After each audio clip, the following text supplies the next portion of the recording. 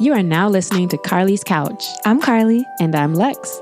In this podcast, we discuss a wide array of topics about life and how to live your best life. Whatever that looks like for you. Hope y'all enjoy.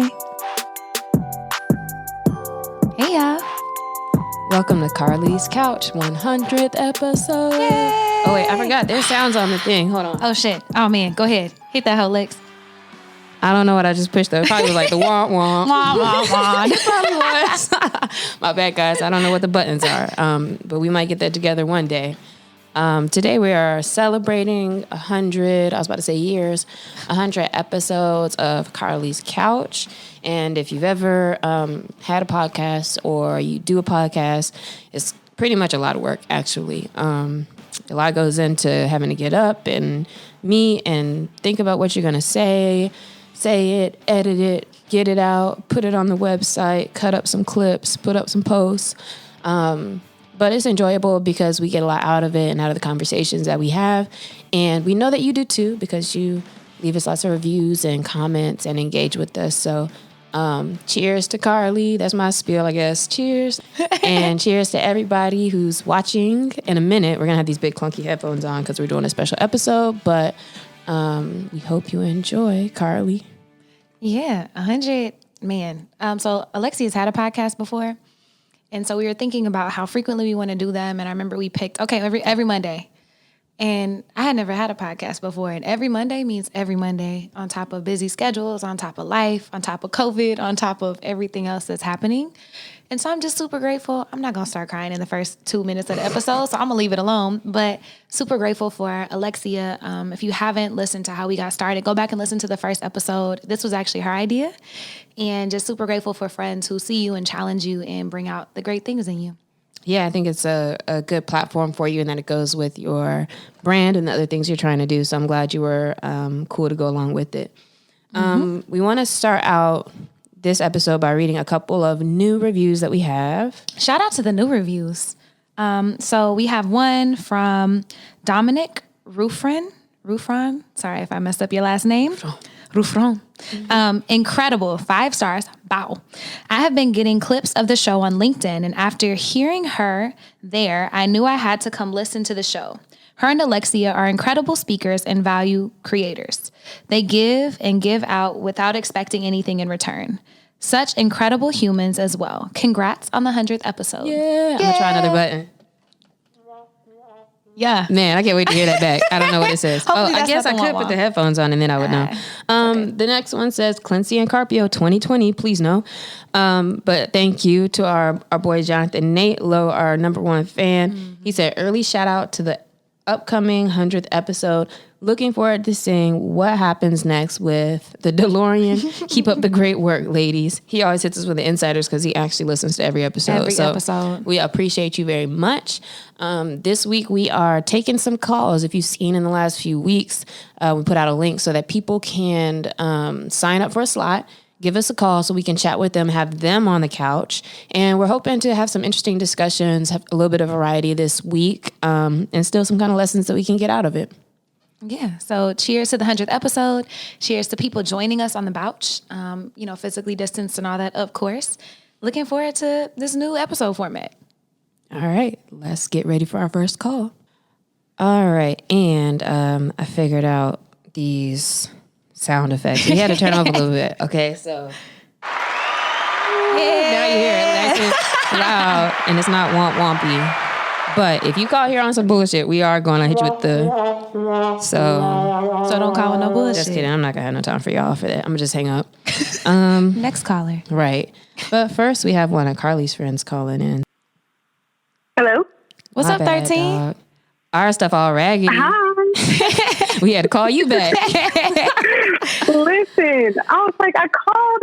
I didn't know if I did it right. I'm nervous, you know. But tell me this, though. Did it ring more than once? Because my phone rang half a time, and then it was like, click. And I was like, oh, maybe she was like, no. Oh, yeah, it rang to voicemail. Uh-oh. So let me check my stuff then. Yeah, because we got half a ring. Yeah, we got half a ring. All right, I'm going to have to be fast.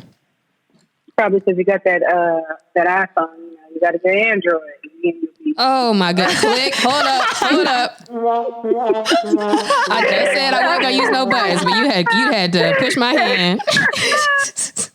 I just said I wasn't gonna use no buttons, and here we go. Yeah, already first coming with some caller. BS, right? First caller already First got the caller button. in Android Nation, or whatever y'all call it. Thanks for calling and celebrating our 100th with us. Yeah.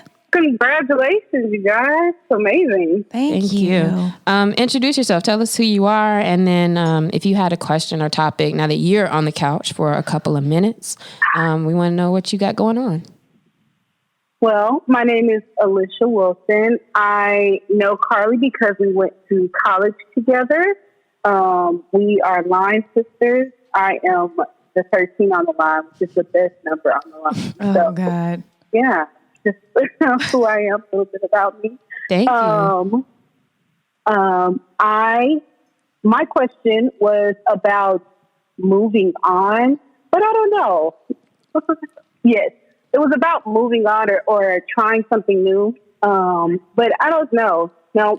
Tell us what you got going on. I told you guys. She's like, nah, I don't even want to tell everybody about this.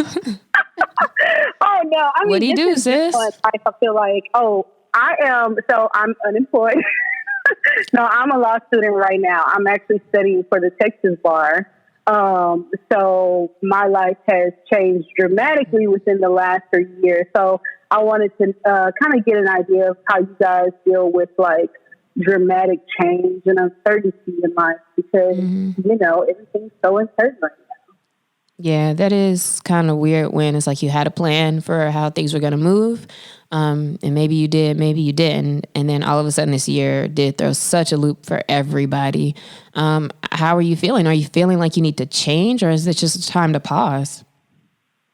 I don't know. I don't know if I think that the world is changing around me and everything. Like I made a decision and it set things into motion and I'm just kind of going along for the ride right now.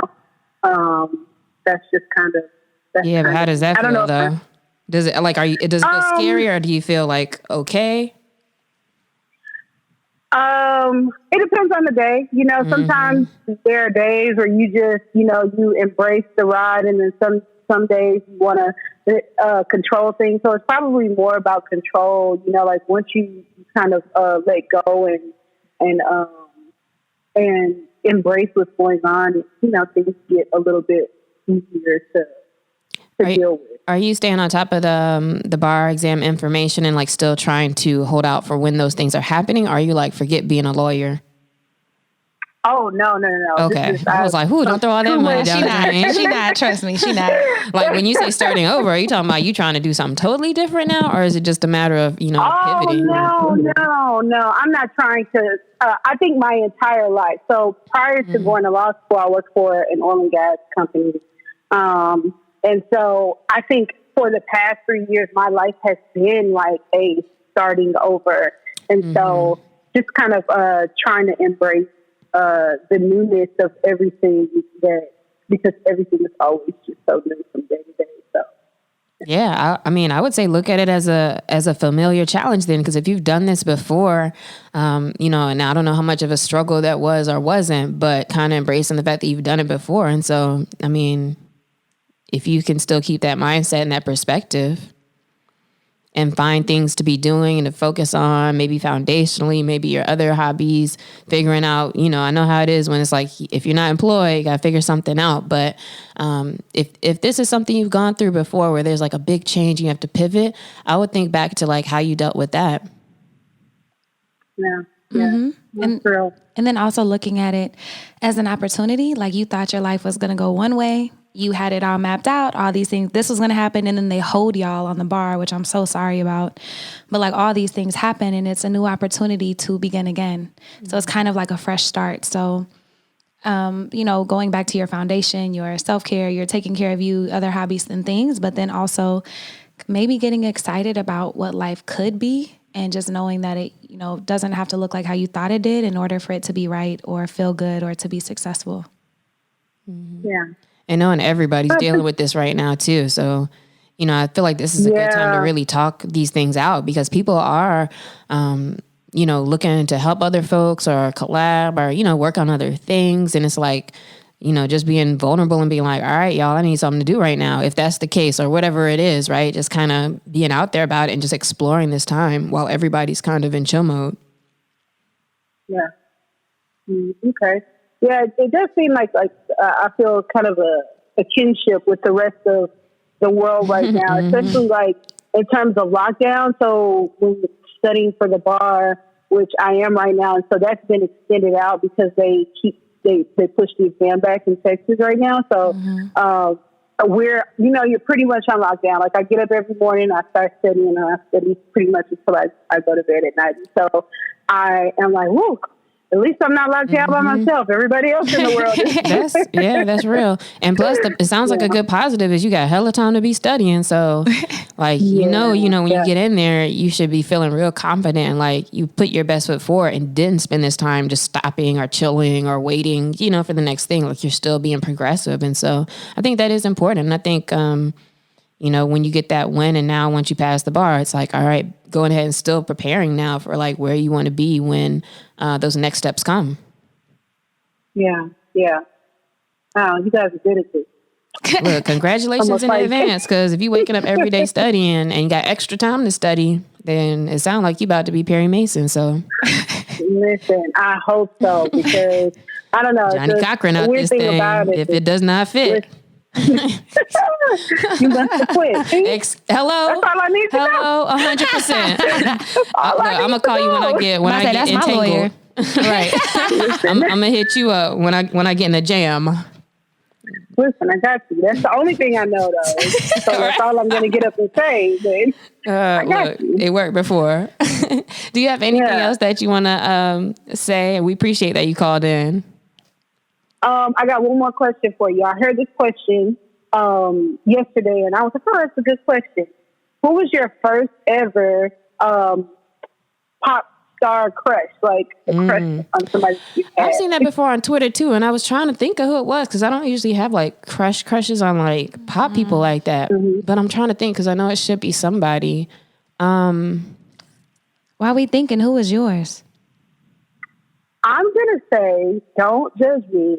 I'm pretty sure it was probably like Jonathan Taylor Thomas. I'm kind of thinking something like that too. Him or like the brother. No, Sean. I don't remember his real name. Like those young white boys probably were some of the first something ones. like that. Or that Zachary dude, whatever his name was. That's like very. Because by the time like B2K and like B5 and all them came out, like I was already older. We would have had a like that is whatever. Yeah, it was probably I was seeing Little Fish, but oh my God. Thank you, Alicia, so much for calling in. We appreciate you spending time with us, and we hope you have a great rest of the day. Appreciate you. All right, you guys too. Bye. Bye. Hello. Hola. How y'all doing? Good. Sorry, we're trying to figure this phone out. You know how you can't give people your real number, so you give them the Google Hangout joint, but then it's like it gave me like half a second to ring, and then it was like click. So I got to figure this thing out. He's an influencer, so he understands. Wow, that's how we're starting off. That's real. Look, I don't even know this man, and you roasting him, so I'm gonna let you have that. Thank you for calling our 100th episode. Can you tell us who you are, or who you want the people to know you are? Eli, first time listener, first time caller. Damn. How you first time listener? The first time. He's not a first time listener. Hold up. I gotta hit you with the 112. I just saw somebody retweet it. I just saw somebody retweet my page, so I got a time slot. That's real. I'm glad you caught one, because them things went hot. They was like hotcakes. Gone. It was. So, what would you like to talk about today, Senor Influencer? I want to go ahead and ask y'all, what was y'all biggest, I guess, setback or accomplishment in the whole time that y'all had the podcast? With the podcast or like in life? Yeah. Not with podcast. Setback or what? Setback and or accomplishment. Like your biggest accomplishment from the podcast, your biggest setback, like something that maybe y'all like want from to both accomplish, spectrums? Yeah. Well, we haven't had, thankfully, too many setbacks. I think every once in a while is something where it's like my phone would run out of space or something and like turn off, and we didn't have part of a video, or the audio got messed up or something like that. But we've been able to, thankfully, like every week still drop something. So that's been pretty cool. What would you say is like one of the best moments? Or I mean, shit, we sitting at 100 episodes. So for me, the 100 weeks is an accomplishment. yeah, and also I think the fact that we get so many folks who like will reach out to us and say that, you know, something affected them in a positive way, that's always good to hear. And that makes us feel like, all right, you know, it's worth it to continue to podcast and continue to have these convos that we do every week. Yeah, it's cool because it started off as an idea and, you know, to create this space for other people, but it really became cathartic for us and ways to process and work through life. And so I would say another accomplishment is probably personal growth on like I'll speak for myself on my side for sure. Mm-hmm. Are you trying to start a podcast, or do you have a podcast as well? I had an idea. Well, me and my friends recorded a couple of episodes, but the audio wasn't good enough for I want to release it. But some friends that heard it that was funny and they liked it and they were anticipating more, but we just haven't. What did you record it on?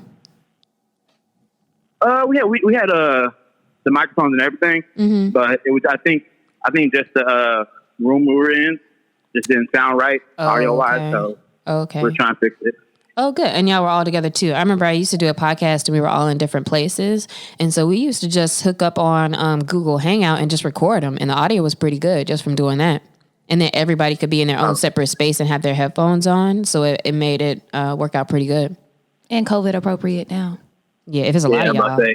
I would say the biggest thing though is if you have something with multiple people, you know, making sure everybody recognizes like, how involved they need to be, you know, often. So that's the biggest thing. When it was like the 4 or 5 of us before, trying to get like schedules together and actually record was like a lot. Yeah, totally. After listening to our podcast, I kind of opened up as far as like, I guess emotionally wise with friends. Friends that they started seeing more, I guess, emotional caring out of me. Oh, that's cool. So it's totally dope. I mean, I didn't notice it, but they said it, so I appreciate y'all.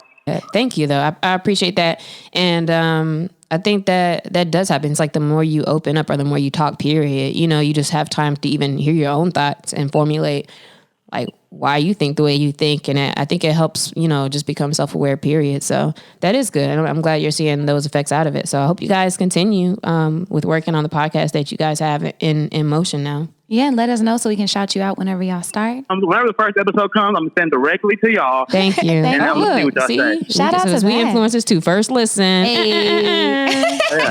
Making my own damn sound. I'm going to let you keep that for a little producer tag. You put that at the top of your podcast. There you go. He like, I'm good. Thank you for calling. We appreciate it. We appreciate you. No problem. Appreciate y'all. Keep doing your thing. Thank you. Bye. Hello. We was out here pouring drinks like, oh, shoot. It's 3:30. She was ready by the phone. I had to go ahead and call because otherwise I'll be in the call at 5:32. I know that's real. That's how it is every time, like, especially now. Thank you. Dang. Okay. Sorry, Corley. I can't even say her name. Corley. I haven't watched too much Moesha. Corley over here.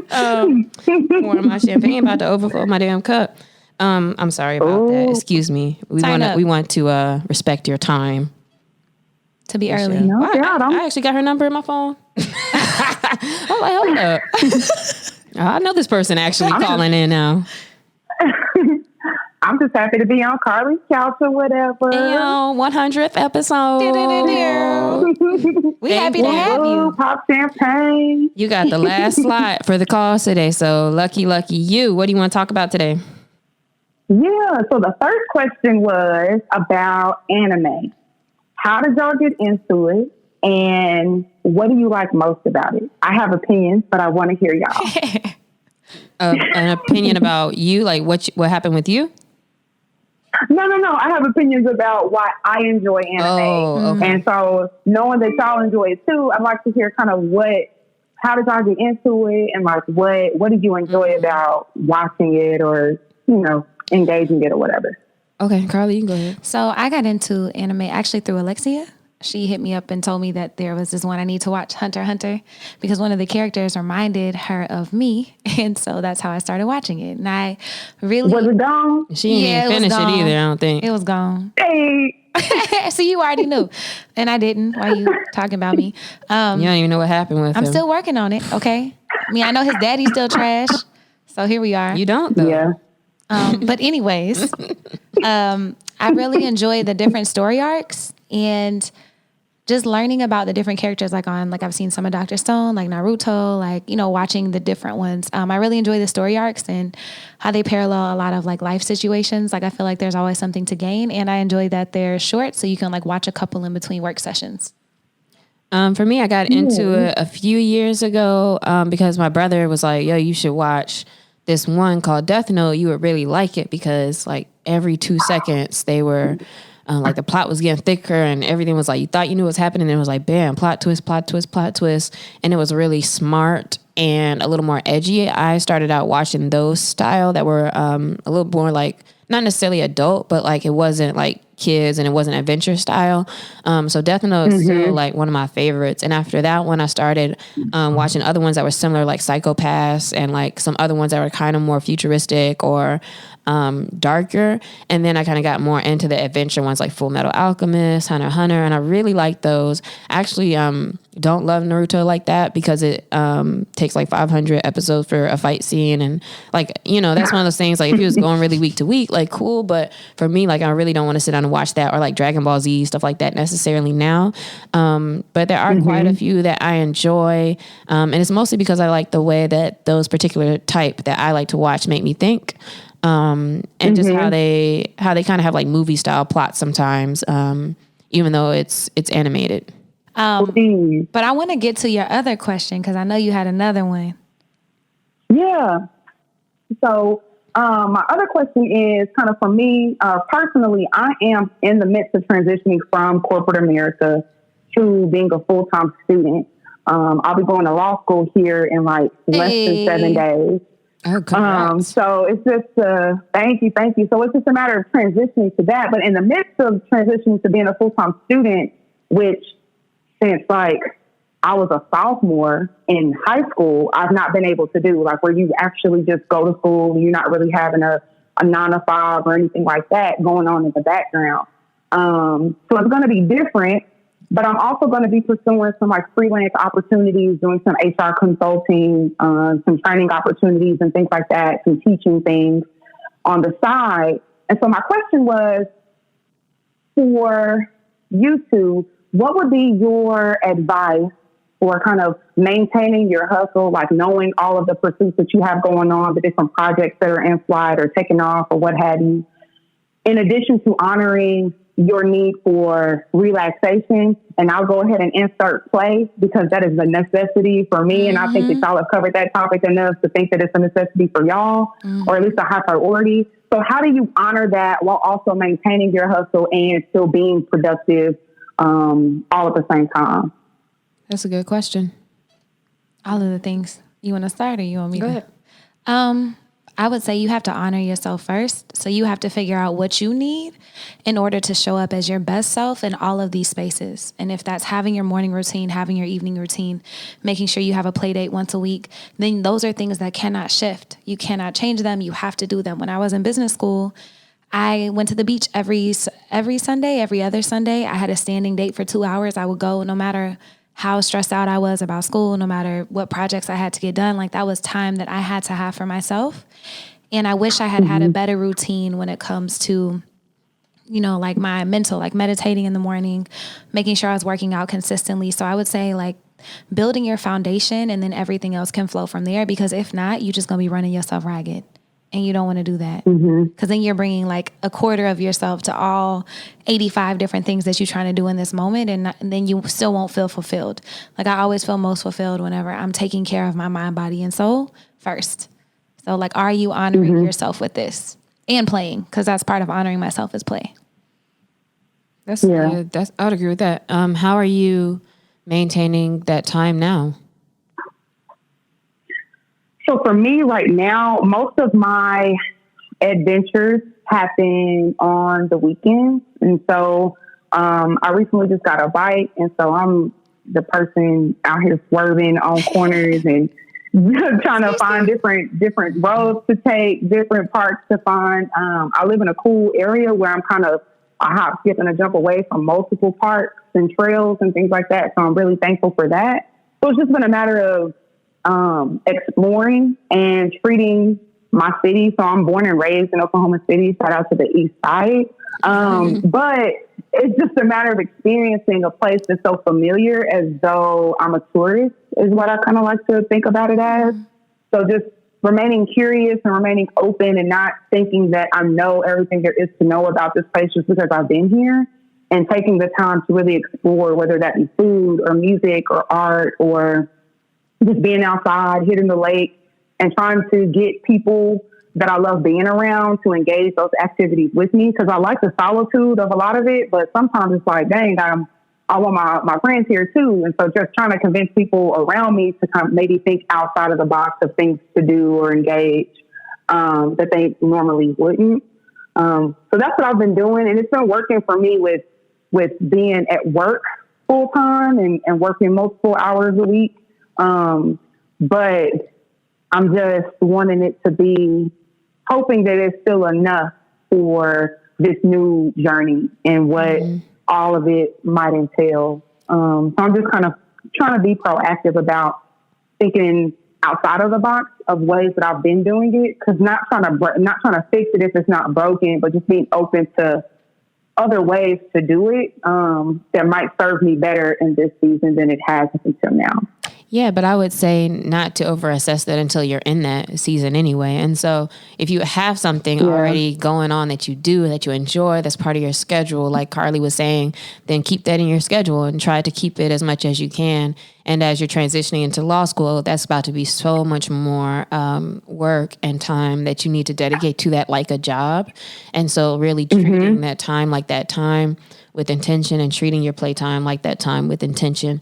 And not being afraid to just change it, as you go, as you see what your workload is and like how much time / when do you need those breaks. I think that being just open to what that looks like changing, and then try different routines, but definitely try to keep a routine.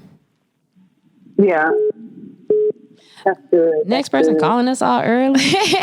That's Kiara Daddy hitting us early. Mm-hmm. We want to say thank you, Tay, for calling in. Tay. Thanks for celebrating our 100th episode with us. Love you, man. Yeah, we appreciate it so much. Hey. And let's answer Kiara Daddy phone call. Bye, Tay. Bye, y'all. Love y'all. Congratulations.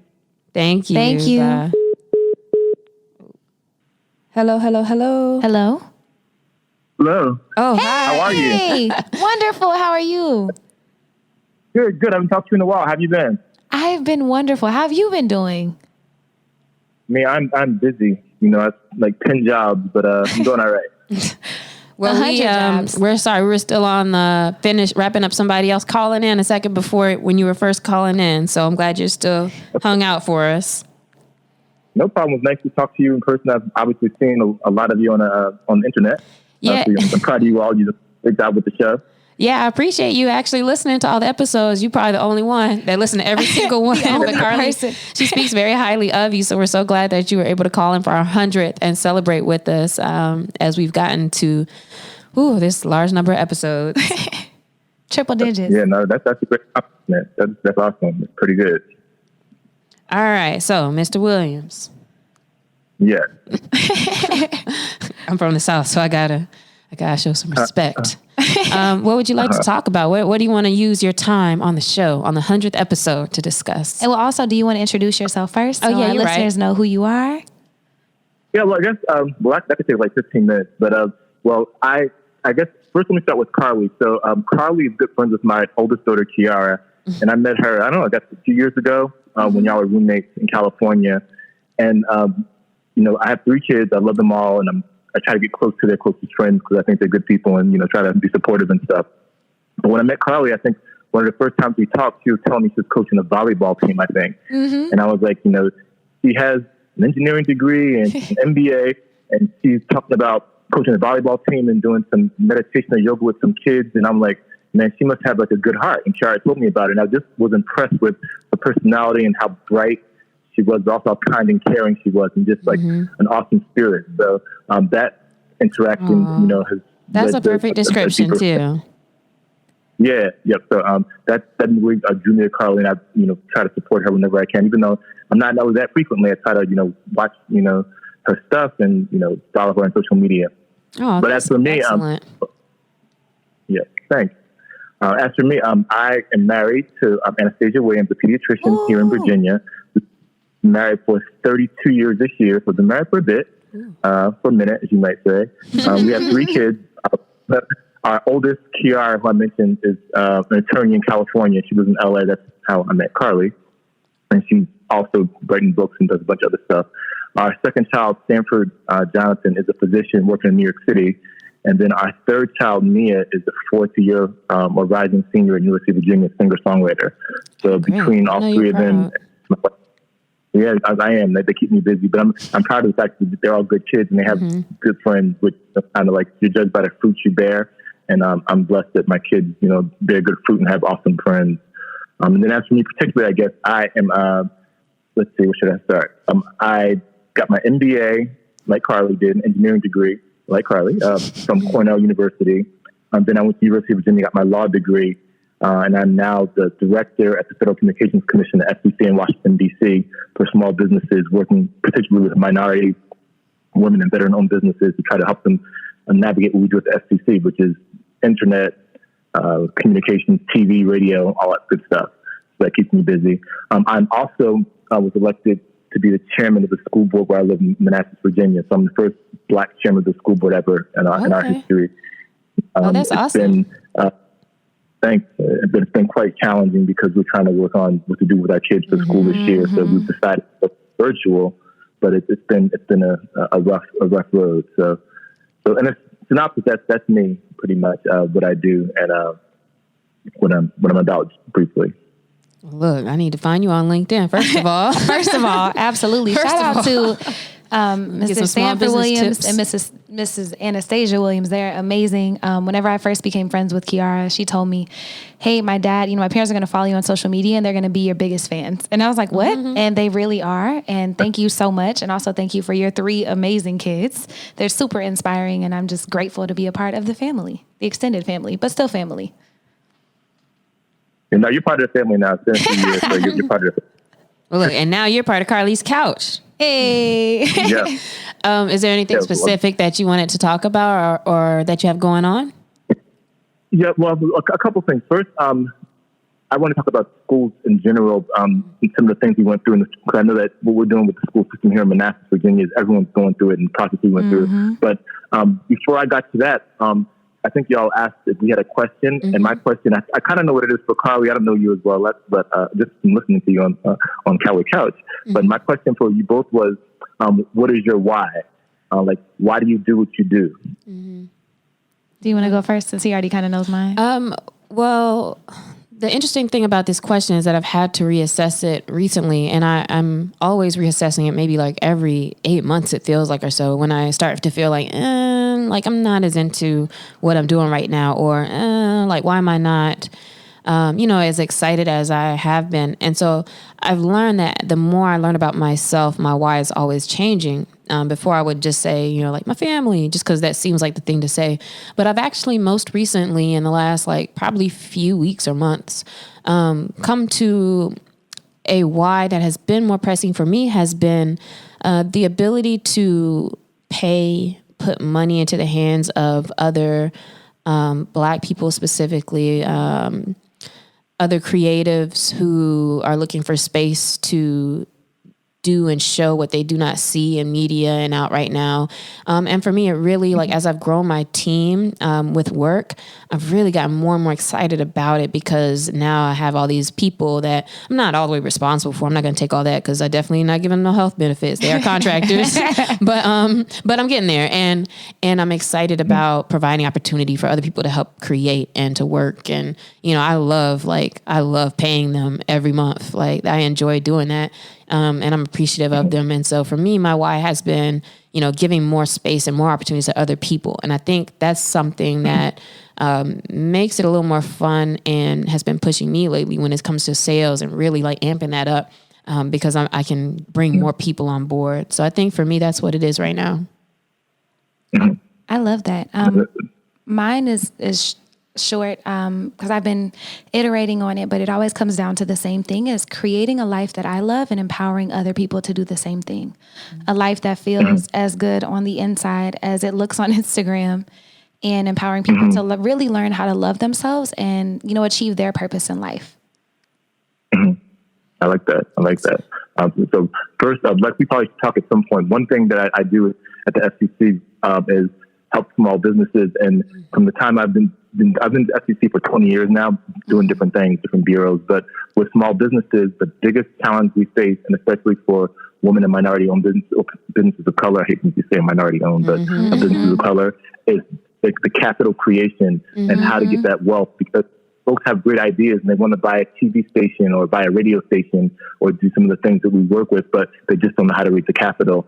And that lack of knowledge, and it's not that they don't have the wherewithal mentally to do it, they just don't have the connections. So what you do is great to help facilitate that. And that's something we need in almost every sphere, whether it's with working with creatives or working with folks who work in the business world. So I'm glad you're doing that, but it's something that's very important, and we need to actually work on that, because in the capitalist society, you cannot succeed and do what you need to do if you don't have the funding, no matter how great your ideas are. So I'm glad you're doing that. And it's been a learning experience the whole time for me, because my background is intercultural communications and not necessarily business. And so it's like all of a sudden when you're trying to do things legit, and I started this in 2012, it's like so many things you got to do, and it is a lot. So the work you're doing is very important as well, because a lot of times we do have to find our own information and connect online and find these resources online, and then really like learn about it yourself and understand, because a lot of times we're not coming from families or, a background where we just know, we're thrown into a business or thrown into some money. And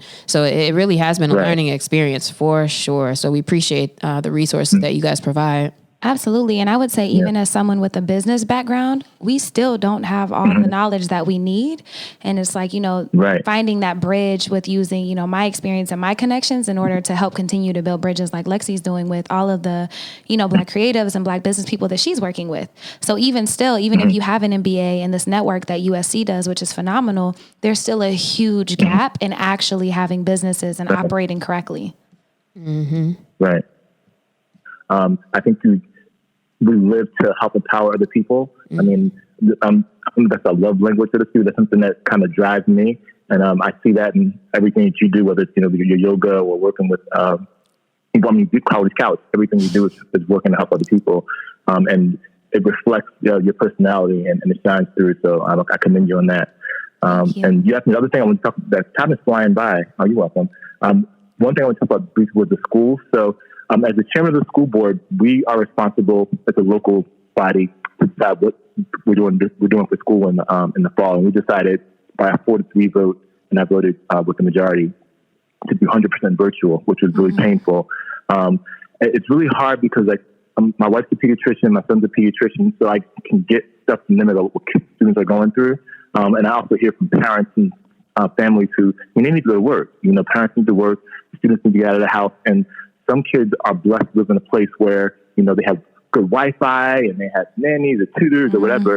But there are other folks who grew up in places where there are a bunch of children in one bedroom or, in one room and don't have the Wi-Fi access they need. So they don't have the ability to work from home easily. So there's lots of stuff to look at.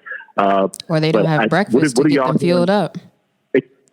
That's another thing. I mean, food. I made sure we had our free lunch program. We kept it up going throughout the summer to make sure I was so strong about that. Thank you so much for the work that you're doing. Thank you for your thoughts about what's happening, and we know that you're going to continue to push things in the positive direction where you are. We thank you for the work that you're doing, and we appreciate you calling in for our 100th episode and being one of our biggest fans. Thank you so much. Yeah. I'm proud of y'all. Thank you very much for including me. And keep another 100. Keep going. Have a good day. Hello. Hola. Hello. Our number one fan of the pod. You know you was gonna get that. Hold on, we gotta give him a round of applause. Let me see which button is the applause. Let's see. Oh, shoot, that wasn't orange. Damn. Orange. There we go. Woo! Shout out Nate. Number one fan. What's Leaves up? us a review every other week. Woo! Congratulations, early celebration. You know. Thank you. We appreciate that, man. We appreciate you calling in. We appreciate that you always show us love, man. That is much appreciated. You a real one. But introduce yourself. Tell us who you are, or not just us, but the listeners, who you are, what you got going on. And then, if there's anything you want to chat about, let us know. All right. My name is Nate Lowe. I'm the one that calls the Carlie's Couch the guru and the professor. I'm a Georgia. Currently working for Georgia Power on my main hours, and then I'm doing a juice bar situation, keeping everything healthy. Out here trying to get the hustle on. I feel you. I see you. Yeah. How's everything been going with the pandemic and just everything so crazy this year? Yeah. Yeah, every day has been good on my end because I was on essential worker status. So I was grateful for that. Yeah. So do you feel like everything's going well right now? Is there anything going on that you want to talk about, or anything that you want to ask us, or that you want us to answer? Or you just want to come in and just say, "Hey, what's up? I'm glad to be on the 100th episode," which I'm not mad at either. I'm giving y'all some shout outs. I ain't want to be stingy. Say that last part again. Yeah. I said I ain't want to be stingy because I know you. I ain't have anything to talk about. No, you didn't have anything to talk about. You said you just wanted your voice on the episode. It's okay. Yeah. We read your review at the beginning of the episode too. So for everybody who's listening to the episode, this is Nate, who left us one of the reviews that we gave at the very beginning. And we always talk about or read his comments. This is who we're talking about. So we do appreciate you very much for participating. Mm-hmm. And it wouldn't even be right if we didn't do our 100th episode without you on it. So absolutely, you had to be on the Bouch for this, right? So thank you, and I'm glad everything's going well with you. Thank you, Nate. Thank you. Have a good one. Have a good day. Can you hear us, Adam? Sims, excuse me. Well, I'm so glad you called. So we tried to do a quick switcheroonie real quick because the phone we were taping us with started running out of space, but then people were calling in my phone, so I had to switch the Google Voice to Carlie's phone real quick. And bada, just in the nick of time. Just in the nick of time. Just in the nick of time. What song is that? No idea. Wait. Hold on. One, you make a dream come true. What the hell song is that? Two, Brian McKnight. Yeah. That's Brian McKnight for sure. Sorry, Sims. I didn't mean to hit you with that, but it was in my heart. Hey, man, you hit that note though. That was good. No, hey, I'm all here for it. Nice. Let's start it up. Do you want to give a brief introduction of who you are so our listeners know who they're listening to? Ooh, I am. Everybody's like, yeah, nah. I don't know. I mean, my first name is Adam, so I go by Sims. They call me Sims, as I like to say. I'm a creative. I'm a lover. That's all I got. You are mad chill. Director, and all that good stuff. I'm chilly. I'm very chilly. Very chilly. I'm just an overall groovy individual, And so we appreciate you calling in, celebrating our 100th episode consecutive out here, staying on point. I hope y'all got champagne. We do. Drinking right now. Yeah, that's why I'm singing Brian McKnight, bro. So there you go. Thank you for blowing my cover. Hello. Definitely got the Prosecco flowing. But thank you for celebrating with us. It's been fun. Like, we just chatting with everybody today for this episode, and it's been pretty cool. What is it that you wanted to chat about? But first, I just want to say shout out to Lev, just because. Oh my gosh, no. Did he put you up to this? Nah, that's my dog. I just want to say what's up, Lev, and normalize telling your homies that you love them. That's real. That's my dog too. Shout out Kyle. Shout out to Kyle. He started to get a couple mentions in the podcast now that he been around a little bit more lately. Man. Oh, and shout out to Dumbo for dropping my name in the podcast too. I watched that whole episode. My question, to both of y'all, just to the audience and to the podcast as a whole, was who taught you the most about love, and what was it that you learned from said person? Mm-hmm. That's a really good question. You want to go first? You know?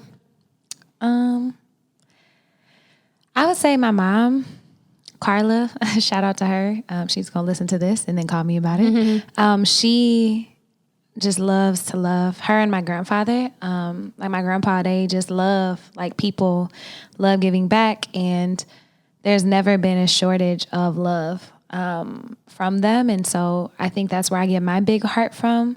Just how they love, like, every day it's, how can I, give back to other people or make their days better or make them smile or pour into them. And so, I've always just loved, and some people are like, it can seem like over loving or be like this or like that or too much or whatever, but they just love to love. And I really just got that from my mom and my grandpa.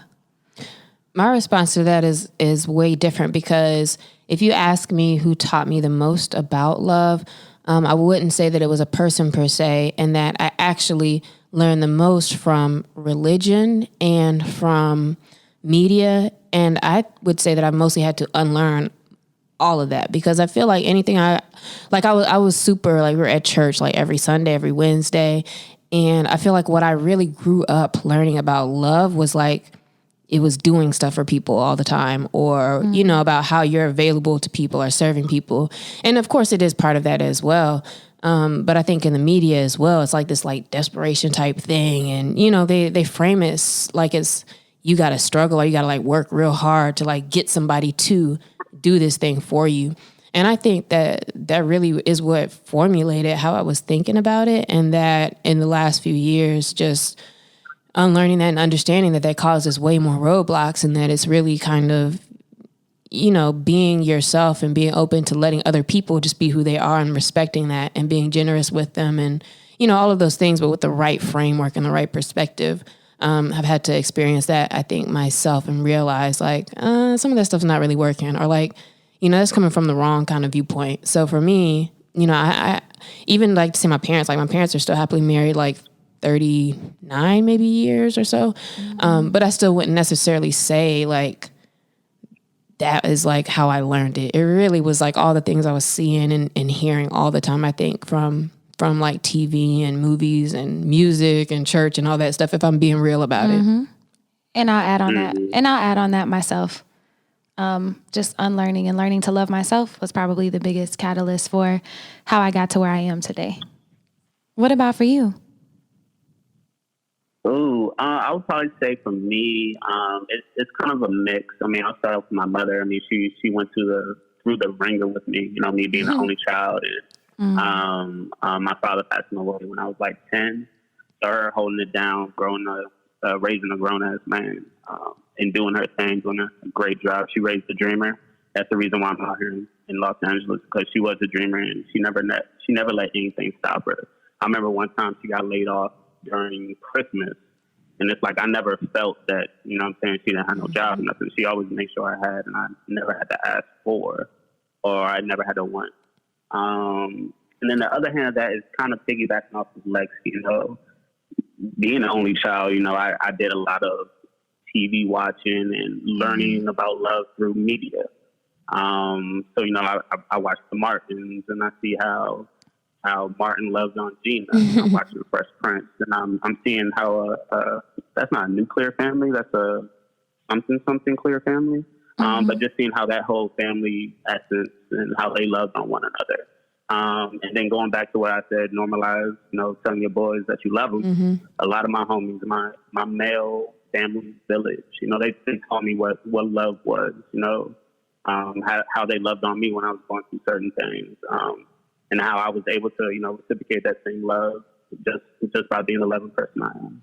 And I'm glad you gave those examples, because that's, a bigger scope of love, not even just like what I was kind of really thinking about mostly as far as like relationships and stuff. It's like, a lot of times we don't really think about it as much or frame it in just how you treat people in general and like people in your life as well. So I'm glad you did take it to that space. Because when you think about it, especially with parents who, you know, worked really hard, you didn't realize that till later, and people who did things for you, you know, that sacrifice and all of that comes from like a different place. And to have that for people and to really like experience that, to let people do that for you, you know, is also an experience in itself. And then to feel good when you can be that person for other people is very important. And there's such a highlight on romantic love that we overlook friend love. And a lot of times friend love is the foundation of our lives because they're there through every romantic situation that we have. And so that's beautiful, you know, to highlight them too, because they really be the ones holding us down. Mm-hmm. Holding it down, telling you crazy when you're going through something, telling that you should make that leap when you're trying to, you know, go out there and pursue something. And also like just always how I am, I always kept strong homies around me who I consider family and consider my brothers. Like Lev and Kiara, just to call names out. That's good. Shout out Lev. You know, I always had, shout out Lev and Kiara Lyons and forever. I always had, you know, down to earth homies who kept me grounded and who I was able to learn from and grow from. That's real. Mm-hmm. Cal keeps me grounded to this day. Still, I appreciate all y'all. Y'all always be frying me, so it's cool. It's cool. It's fine. Well deserved. Yo, I'm about to call Kyle after this. I feel like he put you up to this slander. This is not me. No, he didn't. He did not, but he will be proud of me. I'm about to say, but it's right in line with what he exists for. He's gonna love it, right? And damn, his whole existence. Just saying. Oh God. Oh man. Lev is really famous. He is really famous. Yes, really. He really wants to see just everything burn. But it's cool, man. I appreciate y'all. I love y'all as well as my friends, man. I'm so glad that y'all are in the circle in LA. And I appreciate you calling in and celebrating with us for our 100th episode. No doubt. I'm very proud of everything y'all doing. Y'all giving out positive messages. Black Lives Matter. Black women's voices matter. Protect our women survivors. Grown-ass people, keep your hands to yourself. Yes. Curvy. Yes. Absolutely. Normalize HBCUs. Act pride till I die. We in here. That's all I got. Hey, important messages. Hey, I'm saying at Sin City activities. Holla at me. Hey. Support him, y'all. Black creatives. Let's go. Work. Right. Thank you, Sims. We appreciate it. Thanks, Sims. No doubt. Hey, cheers to 100 and to 100 more. Hey, cheers. Alexa, that sounds like 2 more years. Thank you. Bye. All right, later. Hello. Hey. Hey. You have just won a PT Cruiser 2007. Why do you sound like an automated message list? All we need is the last 3 numbers on the back of your credit card. And the last 4 of your social. And the expiration date. That's how them old people be getting got. Yeah, it is. Oh, man, that is hilarious. So you're not going to give us the last 3 digits. Or the last 4 of your social. It's cool.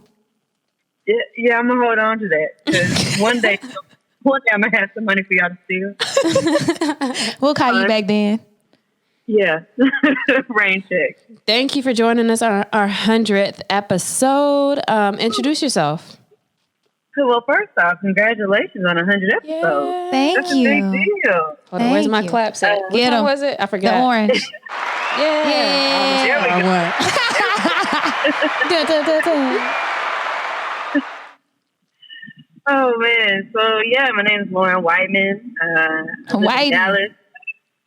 What's good? Yeah, live in Dallas. Yeah, I mean, it's me. I'll be out here. That's real. That's real. And an avid celebrator of Carlie's Couch. Celebrator, sharer, listener. Of which you are a part of today. So, with you on the couch today, Whiteman, what do you have to say or ask or talk about? Man, so y'all always talk about what you need to get to your next step or your next goal. And I've been thinking about personally, you know, when I think about my next step, what is the most difficult or the largest hurdle that I need to prepare for in order to get to the other side of that. So I'd be interested in hearing what do what you feel are the next hurdles that you need to accomplish for your individual next steps. And that can be like individual things y'all have going, not necessarily for the couch, but it can be for the Bouch if it needs to be. Okay. You can go ahead. You want to start? Well, my first thing would be why would you ask yourself what's huge hurdles coming up for you? I like to prepare, and it's not for me. Like I'm at a space now where big hurdle is not necessarily daunting. It's just something that, okay, I want a new level, so I need to prepare to do some different things. Mm-hmm. Yeah, that is real. So it's not necessarily like, oh, this is scary, and sometimes it is, but it's just about being prepared and getting ready and building that stamina up to take on those things. Okay, because I definitely think there's a big difference between thinking about problems and letting problems stifle you before they happen, and thinking about, all right, what are some things that could happen and how may I need to pivot, or like just preparing, like what's your plan according to things that you think might pop up. So if we're going with the latter, I would say some of the biggest hurdles for me are going to be around growing pains of having enough resource to do the work that is coming in for me. And so that's on me on like a personal / work type stuff. And then with the couch, I don't really see any hurdles like that. I don't really see nothing that could really like stop us externally, but if need be, like if we ever had to take a break for a week or something, like, I mean, we gotta do what we gotta do. Like if something wild happens, but for the most part, I don't know. I think it's what I've been learning lately is not to try to think too much about those things and just kind of like what's on my plate right now, what do I need to do, and just kind of focusing on those things. And as issues come up, just like being able to work through them as they come up. But that's also coming from somebody who I haven't for a long time, done things traditional ways. And so I'm kind of used to like everything always being crazy. So I'm actually trying to get to a space where things aren't, feeling crazy all the time. Or it's like, it's not always just some random thing thrown in the mix, which I feel like it has been. So I'm thankful for that. But for the most part, I just take it day by day and just, do what's right in front of me and just worry about that. I'm going to have to agree. And a word that stood out to me is you said stamina, like building up the stamina to be able to endure all of these things. And really what that is in your everyday. Like, how are you taking care of yourself? How are you pouring into yourself? How are you making sure that you show up to every situation full and ready to go so you can pivot and adapt and be flexible with whatever it is that happens, because you can't ultimately control those things. The only thing you actually have control over is how you show up and how you pour into yourself. And so that's my focus, because I can't even prepare myself for these next steps because I don't know what it's going to take, but I can make sure that, I'm full and that I'm taken care of, so that whenever inevitably something does shift or change or grow or surprise me or whatever, I'm ready and I'm in a good headspace. Yeah. That's good. Oh, thanks, guys. She's like, thanks, I'm cured. I'm healed. Send all tithes to $ Alexia Clancy. Shabada shata, thank you. Do you need a healing? She can do it virtually. Forehead hit. Boom. Put your forehead to the Zoom screen. We'll send you some. My prayer cloth. Right. Look, we about to put that on the merch. Straight on the merch. The product SKU is going to be WH for white men. Right. Give you your honors for it. We'll give you a little commission. Don't worry about that. Thank you for the inspiration. Yeah, and for the last minute, fill in. She out here flourishing post run. So we appreciate you, Whitey. Yeah. Thank you so much for calling us. No problem. Thanks, guys. All right. Bye. Bye. Hello. Welcome. Hello. To the new experience 2020 virtual reality. Dun, dun, dun, dun. Okay, we done did that horn one time and Carlie cannot get enough. I can't. I love it. It's for every time. But every time. Earl is Jamaican, so we got shout out to our Caribbean friends. Shout out. What up? Earl, I ain't heard your voice in a long time. Wait, ain't y'all Independence Day coming up? Or did I miss it? It is tomorrow. Hey. Tomorrow is in the past when this comes out. But shout out all our Jamaicans who listen to the podcast. Stacey Ann. Right. The little insert. You want to introduce yourself so people know who they're listening to? Oh, sure. What should I say? I'm Nanurl. My name is Nanurl, and I am a user experience researcher, and so I work in tech, and I do the UX thing. What else do I need to say? Unpacked angles? Yeah, let people know where they need to find you. Sure. So you can find me on social media at Nanurl _, and I'm sure, they'll put the little description in there to make sure y'all spell my name right. Just in case, it's N as in Nancy, A-N-N, both as in Nancy, EARL _.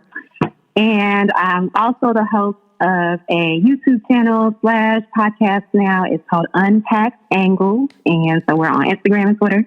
You can find us at Unpacked Angles. Ooh, can y'all hear that? You good? No? Yeah, you okay. good. Okay. Text messages coming through.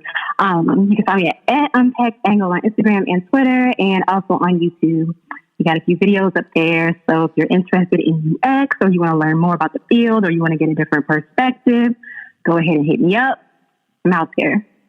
That's real. Thank you for being that resource for folks too, because that's very important to get like real perspectives about, what it takes to be in the field and, working on your craft, et cetera. So kudos to you for that. Mm-hmm. Thank you. Yeah, it's tough.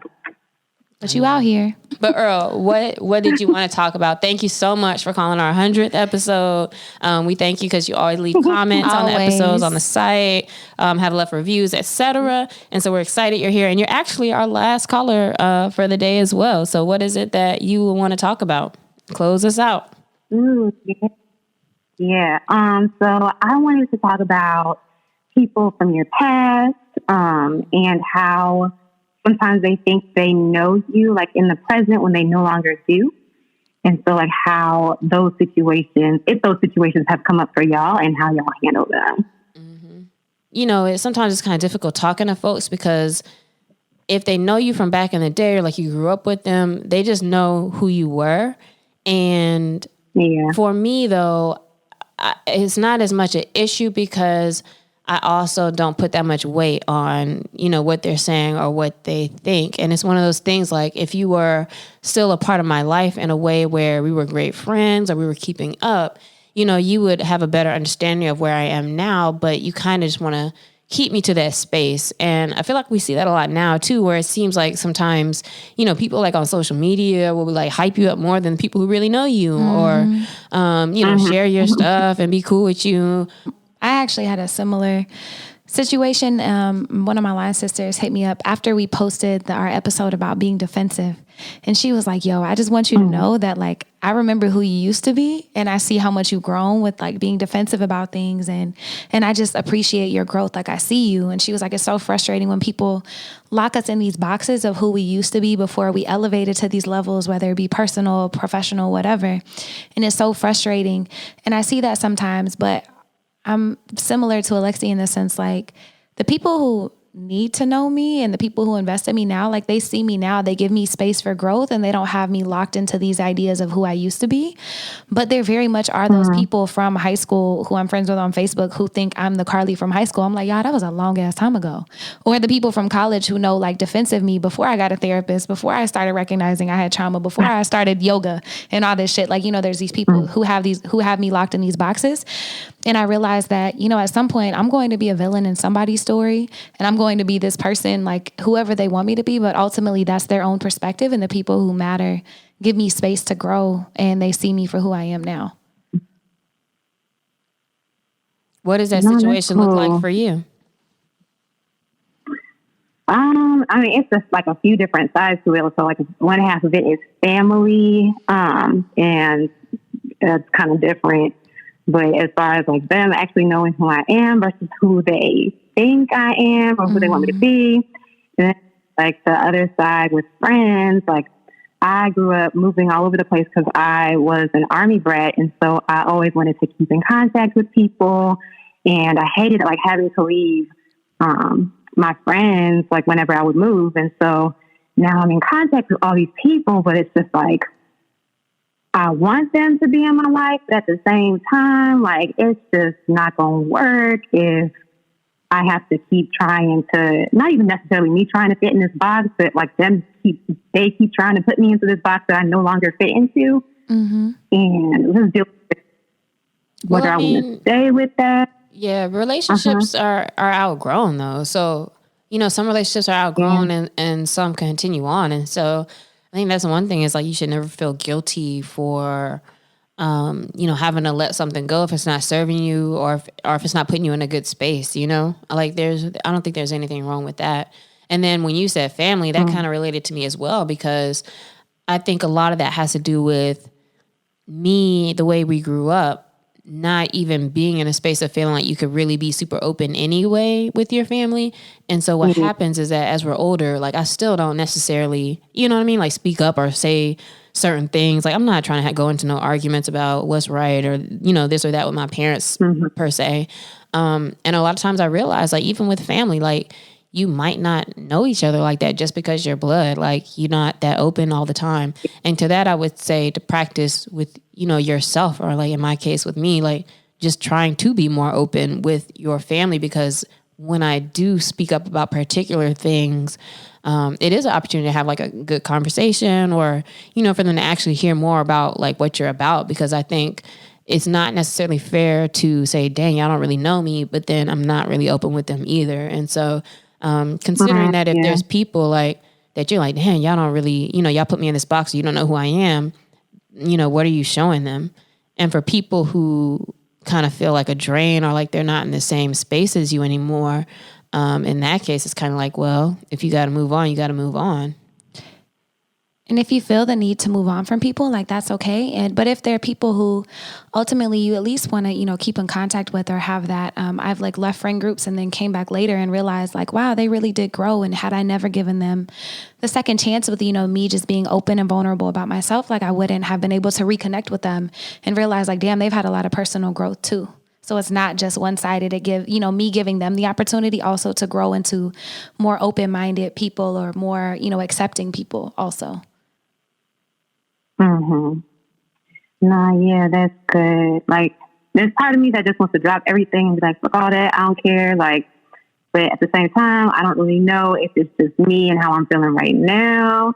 And like in the future, it's just like, I'm gonna actually care in the future. But that's just me personally. Like, I'm down for like, cut everything off that you need to cut off sometimes if your energy's not right. Like, and people need to understand that. And if they don't, that's fine. As long as you're, not hurting them, but sometimes it takes like, focusing on what you need to focus on. And if people don't fit at that time, they don't fit. And that doesn't mean not being cordial or, being available from time to time or reaching out and stuff. But it doesn't have to be like something you try to make so much time for if it's going to put you, in a mood or make you feel away or, put you in any kind of weird space that you're not really trying to be in.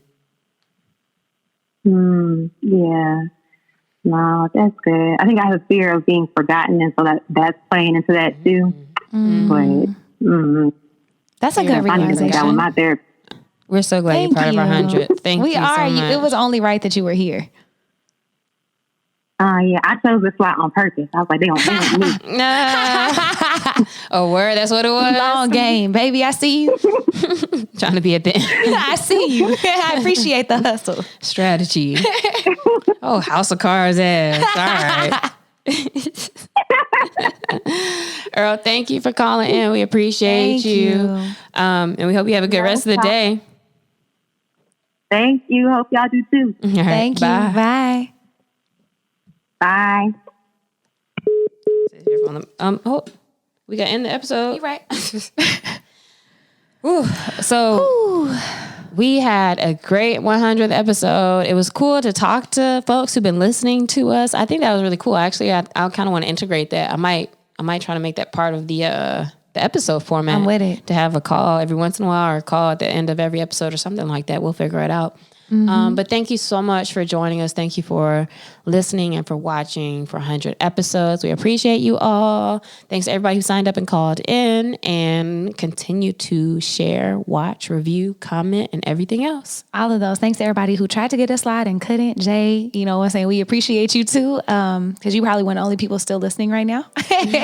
But no, for real, thank y'all so much. This is something that I love and I enjoy doing and sharing with Alexia and sharing with y'all. So, you know, keep tuning in. We appreciate you.